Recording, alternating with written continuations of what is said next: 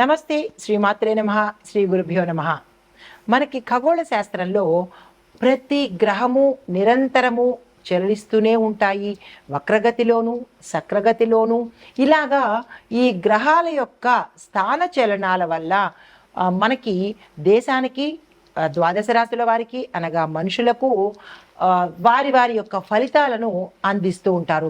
అయితే ఇప్పుడు మనకి జూన్ నెలలో 2 వస్తున్నాయి. ఒకటి శని తిరోగమన దిశలో స్వరాశికి వెళ్ళడము. ఇక రెండవది అంటే ఇప్పుడు ప్రస్తావించేది జూన్ నెలలో 2 మనకి జూన్ నెలలోనే జరుగుతున్నాయి. ఇప్పుడు మనకి గురుగ్రహము అస్తమించడం జరుగుతోంది. అయితే అతని వేగవంతమైన కదలికలు ఈ 12 రాశుల మీద దేశకాలమాన సామాజిక, రాజకీయ, ఆర్థిక, న్యాయపరమైన, వాతావరణపరమైన లేదా వ్యవసాయపరమైన పరిస్థితుల మీద ఎలాంటి ప్రభావాలు చూపిస్తున్నాయి, ఒక దేశం మీదే కాకుండా మేషాది ద్వాదశ రాశుల మీద ఎలాంటి ప్రభావాన్ని చూపిస్తున్నాయి అనే అంశంలో గురు అస్తమము మనకి జూన్ నెలలో ప్రారంభమవుతోంది. జూన్ నెలలో 2 విశేషాలు జరుగుతున్నాయి. ఒకటి శని భగవానుడిది, ఇప్పుడు గురువుది. ఇప్పుడు మనం ప్రస్తావించుకునే అంశము గురు అస్తమ సమయము. అయితే ఈ గురు అస్తమ సమయం ఎప్పుడు జరుగుతోంది? జూన్ 9వ తారీఖున 2025 గురుగ్రహము మిథున రాశిలో అస్తమిస్తున్నాడు. ఎప్పుడైతే ఇది జ్యోతిష శాస్త్రంలో ఈ అస్తమయాన్ని శుభప్రదంగా మనం పరిగణన చెయ్యము. ఇది ఒక చెడు క్రియగా మనం పరిగణలోకి తీసుకుంటామన్నమాట. అయితే ఎందుకు అంటే కనుక గురువు ధర్మము, జ్ఞానము, ఆర్థిక స్థిరత్వానికి కారకుడు అనమాట. ఎప్పుడైతే ఇతను అస్తమించాడో కొన్ని కదలికలు మంచిగా ఉండబోవడం లేదు. అవి ఏమిటి అనేది చూద్దాము. అయితే ఈ గురు కదలికలు మనకి 2025 గురు మే 15న మిథునంలో ప్రవేశించాడు. గత నెల 15వ తారీఖున మిథునంలోకి ప్రవేశించి ఈ జూన్ 9న మిథునం నుంచి కర్కాటకంలోకి మారుతూ ఎప్పటి వరకు ఉంటాడు? డిసెంబర్ 4వ తారీఖు వరకు, అనగా June, July, August, September, October, November, December 4వ తారీఖున మళ్ళీ మిథునంలోకి రివర్స్లో ట్రాన్సిట్ అవుతాడనమాట. ఇది చాలా విశేషమైన ట్రాన్సిషను. ఇది ఎప్పుడు జరగనటువంటిది అనమాట, ఇన్ని నెలలు అనేది. అయితే ఈ కదలికలతో ఒక ఎత్తు అయితే కనుక ఇదే నెలలో అనగా జూన్ నెలలో 7వ తారీఖున శని తిరోగమనం చేస్తున్నాడు. ఎప్పుడైతే శని తిరోగమనం చేస్తున్నాడో అది దాని గురించిన ప్రస్తావన మనం తర్వాత చెప్పుకుందాము. అయితే ఆర్థిక వ్యవస్థ మీద, వ్యవసాయం మీద, ప్రభుత్వ విధానాల మీద ఈ ప్రభావం చూపిస్తుంది. ఇప్పుడు మనం ప్రస్తావించుకునే అంశం ఏంటంటే గురు అస్తమయ సమయము. ఈ గురు అస్తమయ సమయము మేషాది ద్వాదశ రాశుల వారికి ఎలాంటి ప్రభావాన్ని చూపిస్తోంది?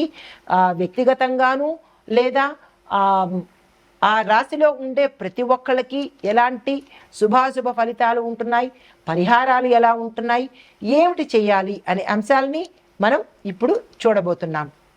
ఇప్పుడు గురు అస్తమ సమయం మనకి జూన్ 9వ తారీఖు 2025న గురు మిథున రాశిలోకి అస్తమయం చెందుతున్నాడు. మిథున రాశిలో నుంచి కర్కాటకంలోకి ప్రవేశం చేస్తూ అస్తమయం కూడా జరిగే అవకాశం కనబడుతోంది. అయితే ఈ విశేషము మేషాది ద్వాదశ రాశుల వారికి ఎలా ఉండబోతోంది అంటే కనుక, అయితే ఈ గురు అస్తమయం మనకి జూన్ 9వ తారీఖున జరగబోతోంది. ఈ ఫలితాలు ఎలా ఉండబోతున్నాయి అంటే దేశ కాలమాన సామాజిక, రాజకీయ, ఆర్థిక, న్యాయ, వ్యవసాయ, వాతావరణ పరిస్థితుల మీద ఎలాంటి ప్రభావాన్ని చూపిస్తోంది. ఇందాక మనకి ఇప్పుడు మేషరాశి వారికి అంటే ద్వాదశ రాశుల వారికి, మనుషులకే కాకుండా దేశాల్లో ఉండే పరిస్థితులకు కూడా ఈ యొక్క గ్రహాల ఫలితాలు ఉంటాయి అని చెప్పడానికి ముందుగా ఆర్థిక పరిస్థితి చూసుకున్నట్టయితే బ్యాంకింగ్ రంగంలో అస్థిరత ఏర్పడుతుంది. అంటే ఒక స్థిరమైన పాలసీస్ అనేవి ఉండవు. స్టాక్ మార్కెట్లో ఒడిదుడుకులు కనబడుతున్నాయి, అంటే ఫ్లక్చుయేషన్స్, ఒకసారి హై ఒకసారి లో, ఇలాంటివి కనబడుతున్నాయి, జాగ్రత్తలు తీసుకోవాలి. అయితే రాజకీయ పరంగా చూసుకున్నట్టయితే కనుక నాయకత్వాలలో మార్పులు రావడము, ప్రభుత్వ విధానాల్లో కూడా మార్పులు, అమెండ్మెంట్స్, చేంజెస్ కూడా కనబడుతున్నాయి. అయితే వ్యవసాయ పరంగా చూసుకున్నట్టయితే కనుక వర్షాభావము, కొన్ని చోట్ల వర్షం ఉండడము, కొన్ని చోట్ల వర్షం లేకపోవడము, పంటల దిగుబడిలో తగ్గుదల కనబడుతోంది. అంటే రైతులకు ఇది చాలా కష్టమైన కాలము. 100 బస్తాల దగ్గర 50 బస్తాల పంట మాత్రమే వచ్చే స్థితి కనబడుతోంది, బికాజ్ ఆఫ్ మనకి వర్షం లేకపోవడం వల్ల. దానికి రైతులు ప్రత్యామ్నాయ మార్గాలు తప్పనిసరిగా చూసుకోవాలి. అయితే వాతావరణ పరిస్థితి చూసుకున్నట్టయితే కనుక సునామీ రావడము, తుఫాన్లు వంటివి ప్రకృతి విపత్తులు, ప్రకృతి వైపరీత్యాలు యొక్క ప్రమాదము మనకి పొంచి ఉంది, జాగ్రత్తలు తీసుకోవాలి. సామాజిక పరంగా చూసుకున్నట్టయితే ప్రజలందరూ కూడా మానసిక ఒత్తిడి, అశాంతికి గురవ్వడము, ఆరోగ్య సమస్యలు ఎక్కువగా ఉండే అవకాశాలు ఇక్కడ ప్రస్ఫుటంగా కనబడుతున్నాయి, జాగ్రత్తలు తీసుకోవాలి. అయితే సలహాలు ఏంటంటే, సమస్యలు అయితే ఉన్నాయి, మరి దానికి సంబంధించిన ప్రత్యామ్నాయాలు ఏంటంటే ఆధ్యాత్మిక సాధన, ప్రతి ఒక్కళ్ళు ధ్యానము, యోగము, జపము, దైవభక్తి పెంపొందించుకోవాలి. మోసాలకు దూరంగా ఉండే ప్రయత్నం చేయండి. నమ్మిన వారిని మోసం చేసే ప్రవర్తన నుంచి మార్చుకోండి. న్యాయబద్ధంగా ఉండే ప్రయత్నం చేసుకోండి. శని భగవానుణ్ణి ఎప్పుడూ గుర్తు పెట్టుకునే ప్రయత్నం తప్పనిసరిగా చేసుకోండి. అయితే ఆరోగ్య సంరక్షణ చేసుకోవాలి అంటే కనుక ఆహారంలో నియమాలు పాటించండి. ఎక్కడ పడితే అక్కడ తినేయకుండా, ఏది పడితే తినేయకుండా ఆహారంలో నియమ నిబద్ధతలు పెట్టుకోండి. తర్వాత వ్యాయామం చేయండి, ఎక్సర్సైజ్ చేయండి. తినేయడం పడుకోవడం కాకుండా, లేదా అంటే తినేయడము ఊరుకోవడం కాకుండా శరీరానికి తగిన శ్రమను ఇచ్చే ప్రయత్నం చేసుకోండి. అయితే ఆర్థిక నియంత్రణలో ఎలా చూసుకోవాలంటే కనుక ఖర్చులను నియంత్రించుకోండి, పొదుపును ఎక్కువగా పెంచుకునే ప్రయత్నం చేసుకోండి. తర్వాత సంబంధాలు, రిలేషన్స్, అది ఫ్రెండ్స్ కావచ్చు, కుటుంబంలో కావచ్చు, ఎవరైనా కావచ్చు, సంబంధాలని పరిరక్షణ చేసుకునే ప్రయత్నం తప్పనిసరిగా చేసుకోండి. కుటుంబంలోనూ స్నేహితులతోనూ సమయం ఎక్కువగా గడిపే ప్రయత్నం చేయండి. వారి మాటకు విలువ ఇచ్చే ప్రయత్నం తప్పనిసరిగా చేసుకోండి. తర్వాత ప్రయాణాల దగ్గరికి వచ్చేటప్పటికీ ఒక ప్లానింగ్ అనేది పెట్టుకోండి. ముందుగా ప్లాన్ చేసుకోండి. ఈ సమయానికి వెళ్ళాలంటే ఇలా వెళ్ళాలి. దీంతో పాటు జాగ్రత్తలు కూడా తీసుకోండి.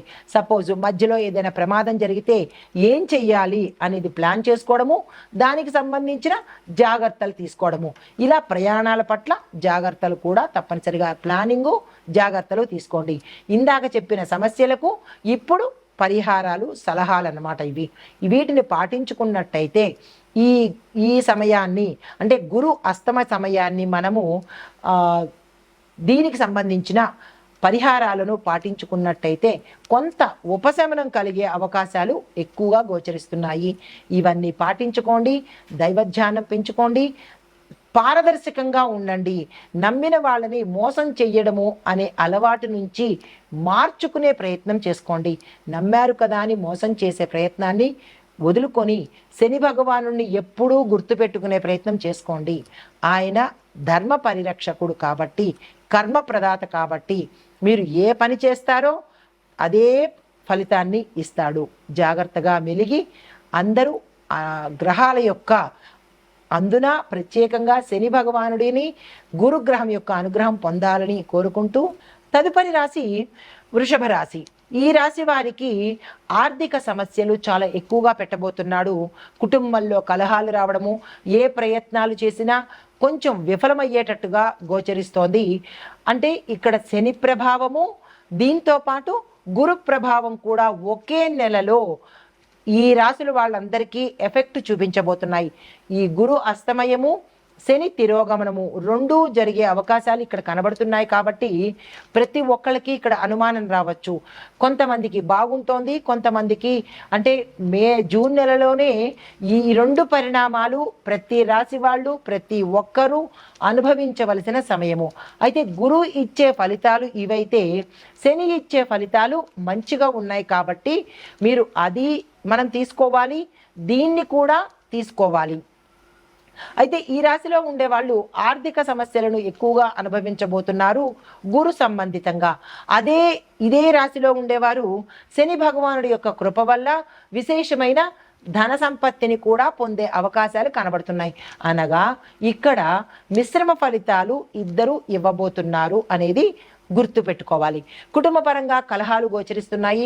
సామరస్యంగా ఉండేందుకు ప్రయత్నాలు చేయండి. వివాహం కోసం చేసే ప్రయత్నాలు దగ్గర దాకా వచ్చి వెనక్కి వెళ్ళే అవకాశాలు కనబడుతోంది. అది కూడా మీ యొక్క తొందరపాటు వల్ల. కాబట్టి జాగ్రత్తలు తీసుకొని మనము దాన్ని ఉపయోగించుకునే ప్రయత్నం తప్పనిసరిగా చేసుకోవాలి. అయితే మీకు చెప్పదగిన సలహా ఏంటంటే అంటే మీరు ఖర్చును నియంత్రించుకునే ప్రయత్నం చేసుకోండి. అంటే వృధాగా ఖర్చులు దేని మీద పడితే దాని మీద పెట్టే ప్రయత్నం చేసుకోకండి. ఖర్చులను నియంత్రించుకోండి. నిర్ణయాలు తీసుకునేటప్పుడు జాగ్రత్తలు పాటించుకునే ప్రయత్నం చేసుకోండి. కుటుంబంలో గొడవలు దేని వల్ల వస్తున్నాయి, ఎవరి వల్ల వస్తున్నాయి అనే అంశాన్ని ఇంటి పెద్ద ఆలోచించి దానికి తగ్గట్టుగా ప్రవర్తించుకున్నట్టయితే కలహాలు కొంత తగ్గే అవకాశం కనబడుతోంది. ఇక్కడ సమన్వయ ధోరణిని అవలంబించాలి. దీనికి పరిష్కారంగా మీరు గురు సంబంధిత ఆలయాలను దర్శించడం కానీ, గురు సంబంధిత స్తోత్ర పారాయణ కానీ, లేదా అంటే గురు మంత్రాన్ని కానీ, జపాన్ని కానీ మీ జాతకరీత్యా ఎక్కడ గురు ప్రభావము ఎక్కువగా కనబడుతోందో, మనకి జాతకంలో 12 స్థానాలు ఉంటాయి. ఈ 12 స్థానాల్లో గురువు యొక్క ప్రభావము ఏ స్థానం మీద పడిందో ఆ స్థానం ఎఫెక్ట్ అవుతుంది. కాబట్టి మీ వ్యక్తిగత జాతక పరిశీలన చేయించుకొని ఆ స్థానానికి రెమెడీ తెలుసుకుని మీరు ఈ పరిహారాలు చేసుకున్నట్టయితే కనుక కొంత సానుకూలమైన ఫలితాలు పొందే అవకాశం గోచరిస్తోంది.